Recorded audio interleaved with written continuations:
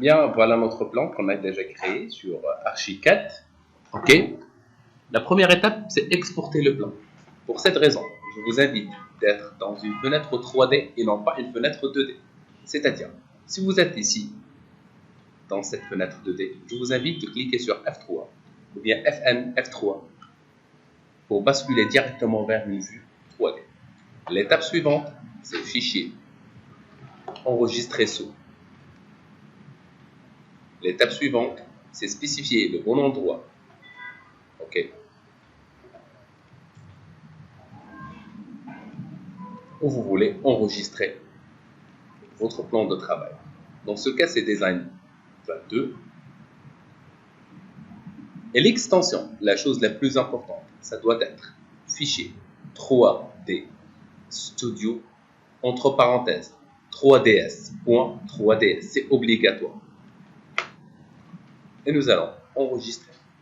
L'étape suivante. Bien sûr, on ne travaille pas avec le pouce. Le pouce égale à 2,54 cm. On va utiliser le millimètre. Chaque unité égale à 1000 mm. À 1000 mm. Je clique sur OK. Et c'est bon. Je ferme Archicad. Ce n'est pas la peine d'ouvrir deux programmes en même temps. Passons directement vers 3D Max. Dans une scène vide, je clique sur File, Import, Merge, fusionner bien sûr. Je retourne dans le dossier Design 2022. Je vous invite ici en bas, File of Type, de sélectionner All Files pour afficher tout type de fichier. Vous allez retrouver votre villa 3DS. Villa 3DS. Je clique pour importer. Ici, il y a un petit message qui vient s'afficher. Merge objects with current scene. Yes. OK. S'il vous plaît, durant le travail, vous êtes censé de cliquer sur cette icône qui symbolise la lumière. Cette icône. Avec Select and Move. Supprimer. Zoom un tout petit peu dans la vue 3D. Et vous allez observer deux choses. Une caméra et la structure. Vous cliquez sur la caméra et vous supprimez la caméra. C'est-à-dire, en premier temps, on a supprimé la lumière et la caméra Archicad. Bien. L'étape suivante, on va sélectionner notre objet. OK. Bien. J'ai sélectionné l'objet avec cette manière. Faites attention, ce n'est pas un clic simple, parce que si vous cliquez et vous faites un clic simple, vous allez sélectionner un objet. Annuler, CTRL Z. Vous sélectionnez comme ça, une sélection rectangulaire au début. Groupe, groupe. Tout simplement pour grouper l'ensemble de votre structure. Vous allez arriver ici, dans les coordonnées X, Y et Z. Et vous allez mentionner 0, 0, 0. C'est-à-dire, votre structure actuellement, elle est dans l'axe 0, X, Y et Z. Bien. Je clique maintenant ici avec le bouton droit et je clique sur Z. Pourquoi Z? Pour recadrer l'objet sélectionné. La même chose ici, bouton droit et Z. Et la même chose ici, bouton droit et Z. Maintenant, on a notre objet qui est en focale et bien sélectionné. L'étape suivante, elle est hyper facile. Cliquons sur cette icône.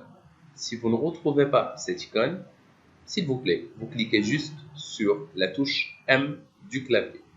M du clavier. M comme Material Editor. Certainement, si votre programme a été bien installé de virage, la première remarque que vous allez remarquer que vous voyez ici des matériaux qui sont colorés. Supposons que vous êtes en mode Slate Material Editor,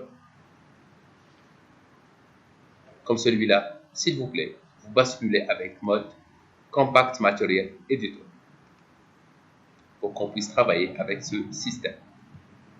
Bien, la première des choses aujourd'hui que nous allons utiliser, c'est le fait de cliquer sur le matériel, le premier matériel. On va le renommer. Par exemple, général.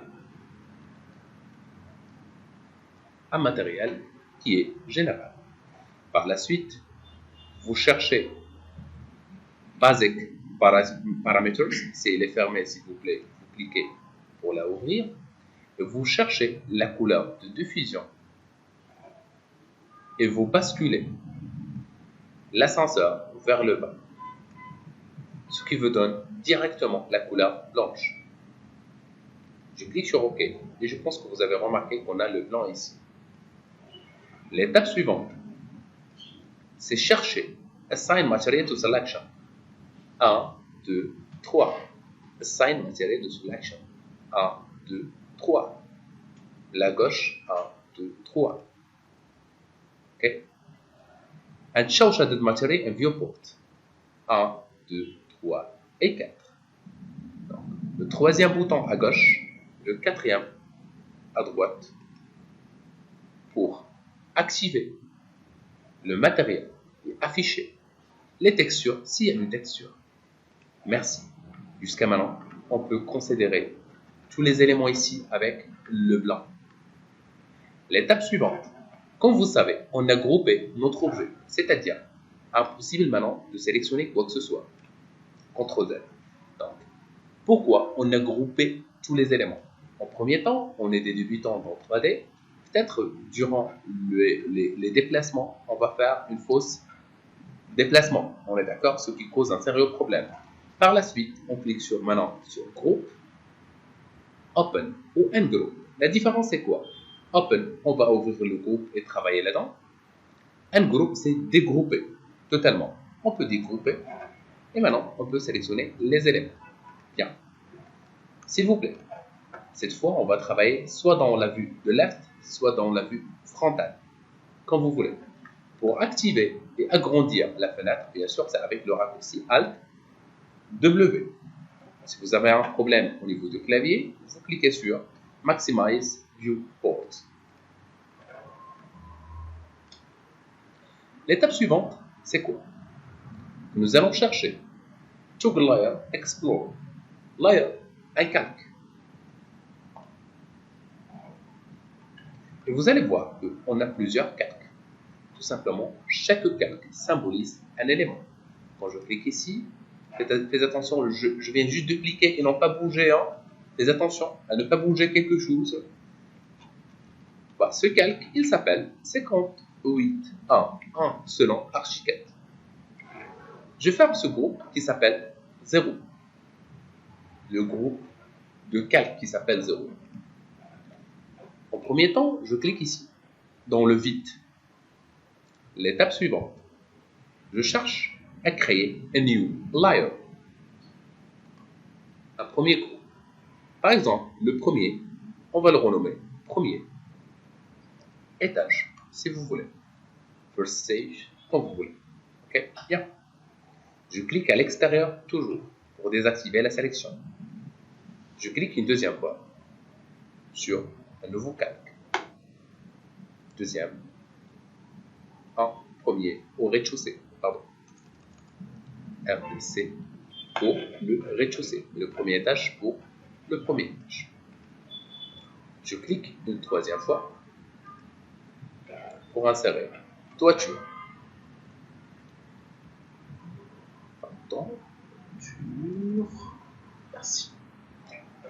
Comme vous voyez, on a maintenant 4 calques et non pas 3. Ok. Tout simplement parce que le calque par défaut, on ne peut pas le supprimer et on ne peut pas le renommer. C'est clair? Bien. Dessus, supposons qu'on a commis une erreur au niveau du nom du calque. Je vous invite de cliquer bouton droit, et vous pouvez rename de calque ou bien delete de calque. Rename, renommer, delete, c'est supprimer. Bien. Je pense que vous avez bien remarqué qu'il y a une icône qui est totalement différente ici. L'icône qui est en bleu. Ça voulait dire que c'est un calque activé. Je peux passer par un calque à l'autre pour qu'il soit le calque activé et le calque d'insertion des éléments. Bien, pour cette raison, je commence avec le rez-de-chaussée. Je sélectionne de l'extérieur et je suis dans la vue de left. Je répète pour la troisième fois. En frontal, je sélectionne de l'extérieur vers l'extérieur, vers le haut sans toucher. Je répète, sans toucher le sol de premier étage. Le voilà. Je n'ai pas touché le sol du premier étage. Okay. Tous ces éléments-là, normalement, se trouvent dans le default. Par la suite, je clique sur la flèche Add to Active Layer. C'est pour cela que je vous ai dit que celui-là maintenant, c'est le calque actif. À quoi sert cette option? Je viens d'organiser mon plan de travail. Maintenant, tous mes éléments qui se trouvent dans le rez-de-chaussée sont regroupés dans un calque pour l'organisation. Et vous allez voir que c'est obligatoire de faire cette opération. Parce qu'en premier temps, on va travailler sur le rez-de-chaussée. Ok? Bien. Comme vous voyez, je peux cacher le rez-de-chaussée. Je clique sur Default, qui contient bien sûr tous mes éléments. Je refais la même opération. Sans toucher, bien sûr, le sol ou bien le plafond. Je masque. Je me déplace vers le premier étage. J'active le premier étage. La même opération qui se répète. Et je clique sur la flèche Add to Active Layer. Et je peux masquer mes éléments. Vous voyez? Et maintenant, si vous voulez, vous pouvez déplacer tout ça vers toiture. Et ben voilà, toiture, rez-de-chaussée et premier étage. Maintenant, la question qui se pose, où vous voulez travailler? Si vous voulez travailler au niveau de toiture, vous activez toiture.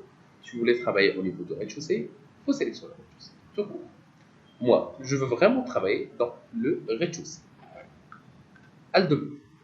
Jusqu'à maintenant, on n'a rien fait. On vient juste de organiser le travail. Quelque chose qui est très important, si vous voulez faire un orbite ou une rotation du caméra, s'il vous plaît. Ici, ça se fait bien sûr avec Alt, de rotation. Mais comme vous voyez, je ne peux pas maîtriser la rotation du caméra. Tout simplement parce qu'il faut cliquer sur un objet pour faire cette opération. Basculons un peu vers le rez-de-chaussée. On va focaliser sur le rez-de-chaussée. Je vais bien essayer de sélectionner surtout les fenêtres. Okay. Pour savoir, qu'est-ce que je dois faire? En premier temps, puisqu'on a bien organisé notre plan de travail, je vais cacher le premier étage et toiture en même temps. Et voilà mon rez-de-chaussée. C'est-à-dire que je peux travailler à l'aise dans le rez-de-chaussée. Alt W pour agrandir la fenêtre. Bien sûr, Alt W pour fermer la fenêtre. En premier temps, je veux insérer une caméra de base. Pour cette raison, s'il vous plaît, activons le rez-de-chaussée comme un calque activé. Comme vous savez, et comme on a déjà expliqué, normalement il y a plus pour create, pour créer quelque chose. Si je veux modifier, c'est modify. Bien. Aujourd'hui, je veux créer. Quand je dis je veux créer, je dois cliquer sur plus. Tout court. Je clique sur plus. Je sais maintenant que je suis en mode create. C'est juste pour vous réafficher un peu la mémoire. La géométrie, les shapes, ce sont des lignes. Light pour lighting. Caméra pour caméra. Je clique sur caméra et je bascule vers virer. Attention, si vous ne retrouvez pas, vous verrez ici.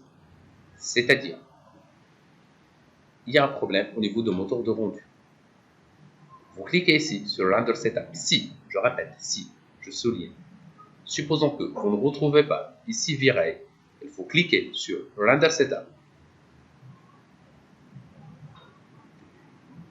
Et observez ici, dans les moteurs de rendu, si V-Ray n'existe pas, et non, ce n'est pas n'importe quelle version de V-Ray, c'est V-Ray 5 Next. C'est V-Ray 5 Next. D'accord? C'est-à-dire, vous aurez un sérieux problème au niveau de rendu, donc ce n'est pas la peine de tester cette opération. Ok? Bien. 15. V-Ray. Et je prends V-Ray Physical Camera. Bien. Je suis dans la vue de table. Je vous rappelle. Je clique et je glisse. Je clique et je glisse pour insérer une caméra. Alt W. Maintenant, comme vous voyez, et je pense que vous avez bien remarqué, ma caméra, elle est quelque part dans le plan de travail. Pour déplacer, c'est toujours Select and Move. Select and Move. Isolate Selection.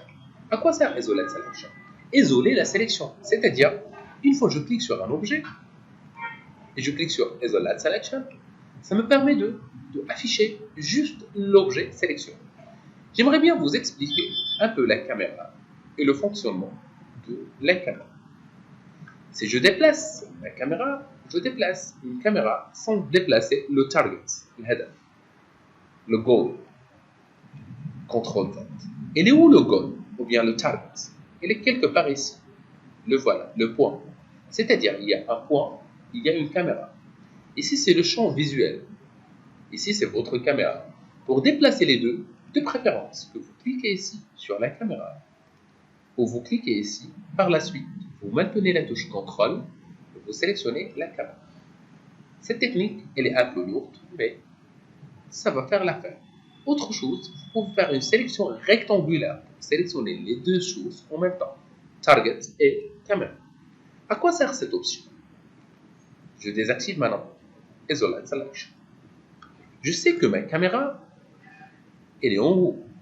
Je dois la déplacer en bas à l'aide de l'axe Z. Z toujours pour recadrer l'objet actif. Je déplace une deuxième fois ma caméra dans cette vue pour que je puisse observer ce qui se passe dans cette chambre. L'étape suivante, je bascule entre perspective et caméra pour utiliser la caméra au niveau autant que champ visuel. Perspective, caméra, V-Ray caméra. Et je clique. Faites attention. Une fois que vous êtes sur V-Ray caméra, vous ne pouvez plus faire des rotations de caméra, c'est-à-dire le fonctionnement de Alt ne fonctionne pas ici. Vous êtes en mode V-Ray caméra. Je déplace les objets un tout petit peu. J'observe ce qui se passe ici, c'est-à-dire je maintiens le bouton de la molette, et je bascule vers le bas pour observer ce qui se passe. Par la suite, je sais bien sûr qu'il y a une différence entre Create et Modify. Je clique sur Modify, mais je ne peux pas observer quelque chose ici. Pour la simple raison, parce que j'ai sélectionné deux choses, V-Ray et Target. Je clique sur Caméra cette fois. Je dois être sûr que je suis en Modify. Et je change le film gate pour obtenir plus d'informations de cette chambre. Comme vous savez, dans cette fenêtre, il y a caméra et target. Je peux cliquer sur target, je peux me bouger un tout petit peu pour observer autre chose, autre coin dans la chambre. Même vers le haut, même vers le bas parfois. D'accord? Bien. Tout est bien. L'étape suivante. Alt W. Comme vous savez, et comme on a étudié, je pense qu'on a bien mané, Pour faire un rendu, il nous faut 3 éléments obligatoires. L'œil, dans ce cas, c'est la caméra. L'objet, c'est la structure actuellement, on est d'accord. Et aussi la lumière. Bien. Lorsqu'on dit la lumière, je compte vraiment cliquer sur Create. Create. Lights. Une deuxième fois, on ne travaille pas avec la lumière standard, puisque on va utiliser un V-Ray caméra. Par la suite, il nous faut bien sûr V-Ray Light. V-Ray Light. Je clique sur V-Ray Sun. Et je vais insérer de la lumière vers l'intérieur. C'est V-Ray Sun. Par la suite, ici, on a Would you like to automatically add the V-Ray Sky Environment Map? Oui. Alt W. Et je commence mon premier test rendu. Ça doit être catastrophique. C'est tout à fait logique parce qu'il nous faut beaucoup d'éléments en même temps. On lance le rendu Shift Killer. Shift Killer. Quand vous voyez notre fenêtre, j'observe ici les fenêtres, mais c'est tout à fait grisé. Ok? Dans ce cas, je dois poser quelques questions. Pourquoi pas je ne bascule pas vers le perspective pour observer ce qui se passe. La première des choses, on a de la lumière. Mais où sont les étages? Dans ce cas, je clique sur Tube Layer Explore. Okay. Je peux activer les toitures et aussi le premier étage. Autre chose, et quand vous voyez, voilà la source lumineuse. Elle est en coucher de soleil. Pour cette raison, je me déplace dans la vue de left. Je vais déplacer ma fenêtre, la source lumineuse, dans ce sens. Ok? Bien. Autre chose, la source lumineuse, ça doit être ici, vers le rez-de-chaussée, pardonnez-moi. Okay. Monsieur, pour faire le retour vers la caméra, est-ce que je dois refaire toute l'opération? Non. Il y a un raccourci qui s'appelle C. C, c'est pour caméra, pour observer ce qui se passe. Lançons une deuxième fois le rendu Shift Killer. Quand vous voyez maintenant, on a un rendu qui est tout à fait black. Et je commence à me poser des questions. Pourquoi? Stop. Quand vous voyez ici, on a des fenêtres, mais des fenêtres qui sont opaques. Donc, je clique sur les fenêtres provisoires, la fenêtre, et je vais supprimer la fenêtre. Juste les 4 fenêtres que j'ai ici. Je relance une deuxième fois le rendu.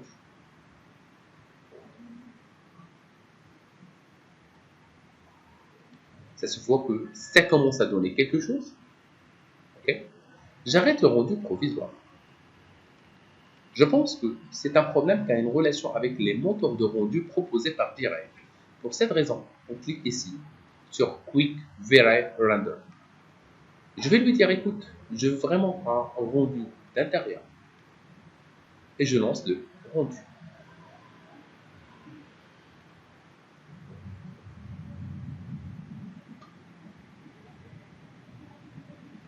Je pense que vous avez bien remarqué. On a la lumière, l'ombrage, et ça commence à donner. Super. Je pense que c'est bien. Et par la suite, si vous avez une bonne version qui est bien installée, vous cliquez sur V-Ray Easy Explorer et vous cliquez sur Wood. Vous sélectionnez le sol et on va cliquer sur un parmi les matériaux, texture, pardon. Bouton droit. Apply to selected object. Je ne pense pas que ça va faire l'affaire pour la simple raison parce que normalement il y a U, V, W, X, Y et Z. Comment ça? On a X, Y, Z autant que coordonnées de déplacement, mais on a U, V, W autant que des raccourcis ou bien des axes pour les textures. Pour cette raison, Je dois cliquer sur Modify. Je sélectionne toujours le seul, mais attention. Je cherche dans la liste de modificateurs un modificateur qui s'appelle UVWMap. UVWMap. Vous le cherchez, sinon vous cliquez sur UV.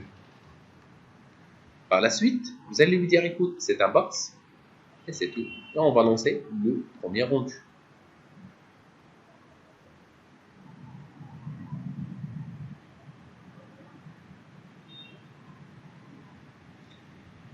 Et c'est fini pour aujourd'hui. À la séance prochaine.